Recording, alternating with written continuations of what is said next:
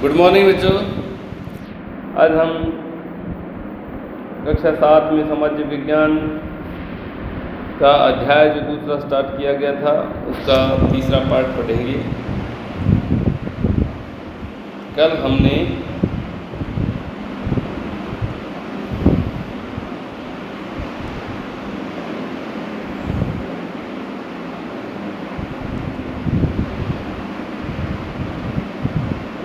आज हम पढ़ेंगे धन के लिए युद्ध। आपने यह गौर किया होगा कि इसमें से प्रत्येक शासक राजवंश का आधार कोई क्षेत्र विशेष नहीं था, क्षेत्र विशेष था। वे दूसरे क्षेत्रों पर भी नियंत्रण करने का प्रयास करते थे।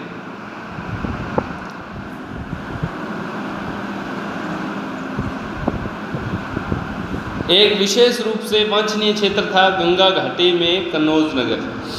गुर्जर, प्रतिहार, राष्ट्रकूट और पाल वंशों के शासक सदियों तक कन्नौज के ऊपर नियंत्रण को लेकर आपस में लड़ते रहे।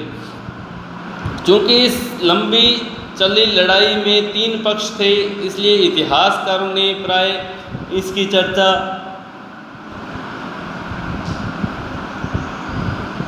त्रिपक्षीय संघर्ष के रूप में की है। जैसा कि हम देखेंगे पृष्ठ 62 और 66 में शासकों ने बड़े मंदिरों का निर्माण करवाकर भी अपनी सत्ता और संसाधनों का प्रदर्शन करने का प्रयास किया। इसलिए जब वे एक दूसरे के राज्यों पर आक्रमण करते थे तो मंदिरों को भी अपना निशाना बनाते थे, जो कभी कभी बहुत अधिक संपन्न होते थे। आप अध्याय 5 में इसके बारे में और पढ़ेंगे। अफ़गानिस्तान के गजनी का सुल्तान महमूद ऐसे शासकों में से सबसे प्रसिद्ध है।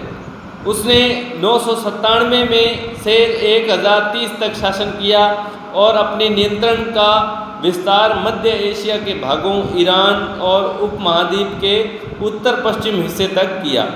अंडरलाइन करेंगे। वह लगभग हर साल उपमहाद्वीप पर हमला करता था। उसका निशाना थे संपन्न मंदिर, जिनमें गुजरात का सोमनाथ मंदिर भी शामिल था। महमूद जो धन उठा ले गया, उसका बहुत बड़ा हिस्सा गजनी में एक वैभवशाली राजधानी के निर्माण में खर्च हुआ। सुल्तान महमूद अपने द्वारा जीते गए लोगों के बारे में भी कई बातें जानना चाहता था और उसने अल बेरूनी नामक एक विद्वान को इस उपमहाद्वीप का लेखा जोखा लिखने का काम सौंपा। अरबी में लिखी गई उसकी कृति किताब अल हिंद आज भी इतिहासकारों के लिए एक महत्वपूर्ण स्रोत है। अंडरलाइन करेंगे। अल बेरूनी ने इसे तैयार करने के लिए संस्कृत के विद्वानों से परामर्श किया। युद्ध करने वाले दूसरे राजाओं में चाहमान भी थे, जो बाद में चौहान के रूप में जाने गए। वे दिल्ली और अजमेर के आसपास के क्षेत्र का शासन करते थे। उन्होंने पश्चिम और पूर्व की ओर अपने नियंत्रण क्षेत्र का विस्तार करना चाहा, जहां उन्हें गुजरात के चालुक्यों और पश्चिमी उत्तर प्रदेश के गढ़वालों से टक्कर लेनी पड़ी। चहमानों का सबसे प्रसिद्ध शासक था पृथ्वीराज तृतीय 1168 से 1192, जिसने सुल्तान मोहम्मद गोरी नामक अफगान शासक को 1191 में हराया, लेकिन दूसरे ही साल 1192 में उसके हाथों हार गया।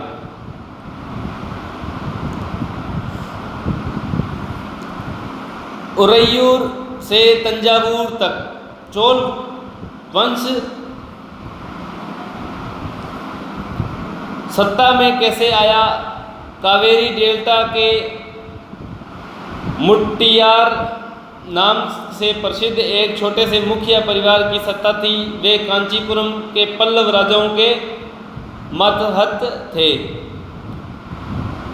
उरैयार के चोलवंशीय प्राचीन मुखिया परिवार के विजयालय ने 9वीं सदी के मध्य में मुट्टियारों को हराकर इस डेल्टा पर कब्जा जमाया। उसने वहां तंजावुर शहर और निशुंभ सुदिनी देवी मंदिर का मंदिर बनवाया। विजयालयों के उत्तराधिकारियों ने पड़ोसी इलाकों को जीता और उसका राज्य अपने क्षेत्रफल तथा शक्ति दोनों रूपों में बढ़ता गया। दक्षिण और उत्तर के पांड्यन और पल्लव के इलाके इस राज्य का हिस्सा बना लिए गए। राजराज प्रथम, जो सबसे शक्तिशाली चोल शासक माना जाता है, 985 में राजा बना और उसी ने इनमें से ज़्यादातर क्षेत्रों पर अपना नियंत्रण विस्तार किया। उसने साम्राज्य के प्रशासन का भी पुनर्गठन किया। तो बच्चों, आज के लिए इतना ही। आगे का लेसन हम कल पढ़ेंगे।